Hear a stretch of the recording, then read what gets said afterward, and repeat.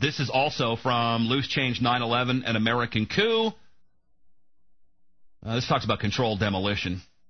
This is how it sounded on 9/11, if you forgot. You probably didn't hear any of this on the History Channel. And we're going to get Dylan back on, and hopefully Daniel as well. Let's go to the trade tower again, because, John, we now have what do we have? We don't... Wow. It looks like a new plume, a new large plume of smoke. Congratulations. That's you the won. scene at this moment at the World Trade Center. Stan Daler from ABC's Good Morning America is down in the general vicinity. Dan, can you tell us what has just happened? Yes, Peter. It's Don Daler down here. I'm 4 blocks north of the World Trade Center. The second building that was hit by the plane has just completely collapsed. The entire building has just collapsed, as if a demolition team set off. When you see the old demolitions of these old buildings, it folded down on itself, and it is not there anymore.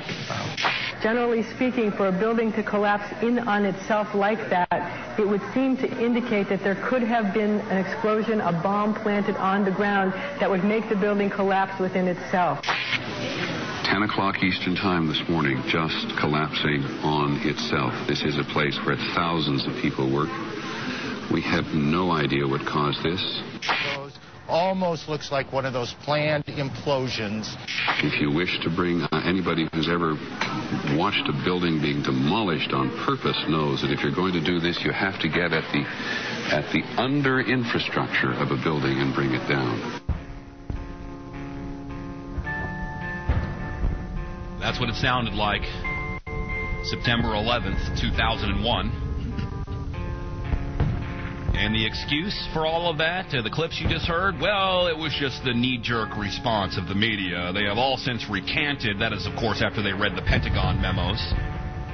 The memos from the White House, the memos from Global Intelligence, that they were not ever allowed to mention the words controlled demolition and buildings falling into their own footprint ever again.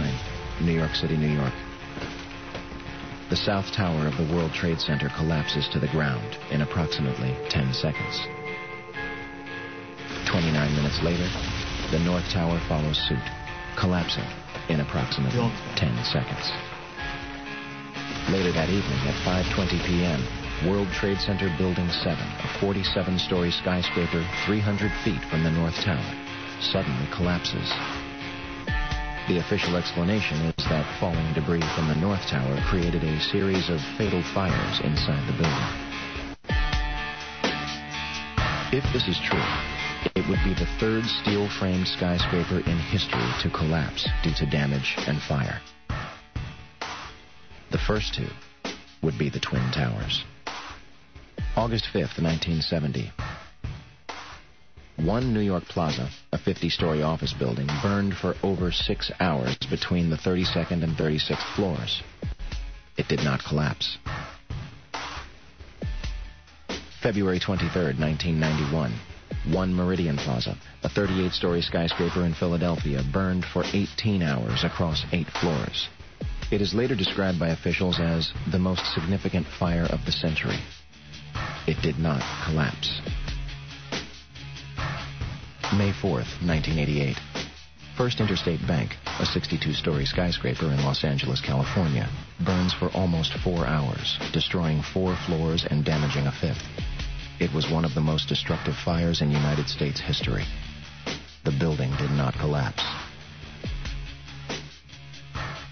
Even the Twin Towers survived a number of fires. First, a series of fires in 1975, one of which was described as fighting a blowtorch.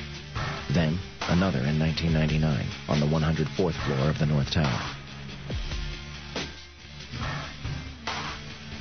All right, again, folks, clips from Loose Change, 9/11, An American Coup. The Twin Towers burned for 56 and 103 minutes before collapsing. And that is the great Daniel Sinjata, just doing a fantastic job narrating that. Yeah, other buildings didn't collapse when they were raging with fire. But then again, I mean, you know, if you're going to make an excuse for the World Trade Center 1 and 2 and Building 7 falling, it could have been potentially the put options that were incendiary and caused extra fire, or the massive heated insider trading that was taking place in the minutes before the actual collapse itself. Dylan Avery joins us. He is the director and the writer and originator of the Loose Change series, the new film, of course, out now, Loose Change, 9/11, An American Coup. Dylan, thank you for joining us on the show, buddy. Jack Blood, thank you for having me. I apologize for the difficulties. I was in my apartment. I had a full signal, and yet my phone dropped out, so I'm going to go outside, and I should be fine. I'm sure there was absolutely no global intelligence interference involved in this at all. Well, it's always good to have you on the show. The film is getting great reviews. People are really excited about it, and I'm glad to see it. It looks to me to be the best film. I know everyone always says this, but the best film you guys have made. Everything came together. This is the perfect storm, and I think everybody needs to see this that hasn't maybe contemplated what happened on 9/11. I mean, this really just sets the stage, Dylan. Good job. Thank you. Yeah, thank you, Jack. I'm very happy with how it turned out, and there was a lot of people at both the Oakland and Los Angeles screenings that said that they were really happy with it, and some people said that they liked it more than the second edition, which is great to me. Which is the mainstay, the most downloaded? Is that still the most downloaded film in Internet history? I can only imagine so, yeah.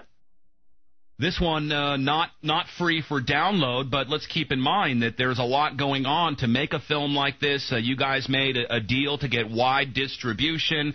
Obviously, you just can't give all your work away for free here, as much as we would like to in these troubled times, just work for free and pay to do these things. But this is how business works, folks, and that's how projects like this become successful. I hope you haven't had any bad feedback that you're not paying people to watch this. I mean, there are a couple of people that are asking me on Facebook and email if there's going to be a free version, and, I mean, my best answer to that is, I mean, if a DVD comes out in stores, if you really want to know where to watch it for free that night, you know where to look. I mean, it's going to be all over the bootleg sites, I'm sure, so it's just a matter of knowing where to look. What kind of reviews are you getting? This is a rhetorical question because I think I know the answer. What kind of reviews are you getting from the mainstream media, from the critics, from the movie critics out there, for those people that absorb these various documentary films that are constantly coming out? Did you guys get any reviews at all, favorable or unfavorable? Is there any kind of media attention to this new edition of Loose Change? There hasn't been a lot in terms of mainstream. There were some bloggers that showed up to the Canada and California screenings, and most of those were negative, said that, you know, we opened the film by repeating old conspiracy theories that have no proof, even though I think that the Reichstag fire and Pearl Harbor and especially Gulf of Tonkin are, you know, pretty much public record at this point. So, you know, we had a lot of the standard attacks, you know, oh, we're just repeating old claims, we have no new evidence, or just a bunch of kooks, et cetera, et cetera. And I did a number of radio shows, both for this film and actually as tie-in publicity for the National Geographic piece a while ago. And it's actually weird. I was on 2 or 3 Clear Channel stations, and the hosts were actually pretty cool. You know, and even the ones that were skeptical were very open, or at least, if not open-minded about it, at least let me have my say and make my points without, you know, cutting my mic. And in fact, the worst show that I did was actually a reverend in Los Angeles. I've been on mainstream networks all across the board, and this guy actually might have been like the worst host I've been on the show on. This guy was a reverend too. You know, the reviews more, you know, especially within the movement, have been positive. I mean, people say that it's the most professional yet. I mean, people love Daniel's narration, and I completely have to agree with that. I think it really brings the film to a whole new level, as your viewers can now hear for themselves. Yeah. Yeah, absolutely. Well, I think the snowball is just kind of rolling down the hill here, Dylan, and I hope that the reviews come later. I get the feeling that you're talking about positive treatment, more professional treatment by, you know, outlets like Clear Channel as they're interviewing you regarding the film. And it seems to me that the mainstream media is starting to figure out that a lot of people have questions now, and that a good percentage of their audience doesn't want to see people like you muted or shouted down or attached to ad hominem attacks. Maybe that's why you're getting fairer treatment, because the numbers are starting to work more in our favor. Do you feel that? Yeah, absolutely. And I think the NYC Can initiative is just a perfect example of how far we've come as a movement. I mean, 2009 has really been a stellar year for 9/11 Truth, and I think NYC Can is one of the prime examples of that, because you now have, on the November voting initiative, you're now going to have people are going to be able to vote for a new investigation into 9/11. I mean, that's paramount. That's absolutely paramount. It's being treated as a legitimate legitimate pursuit now. I think it's incredible. So we're literally days away from that whole thing coming to a head. I do want to talk about that. I got a couple of points I want to make with you when we come back. Dylan Avery is with us. Loose Change 9/11, an American coup. You can get that everywhere. And we're hoping that Daniel Sinjata will drop in with us today as well. Stay with us, folks. We'll continue this discussion right after this break. AmericanFreedomRadio.com. I'm Jack Blood.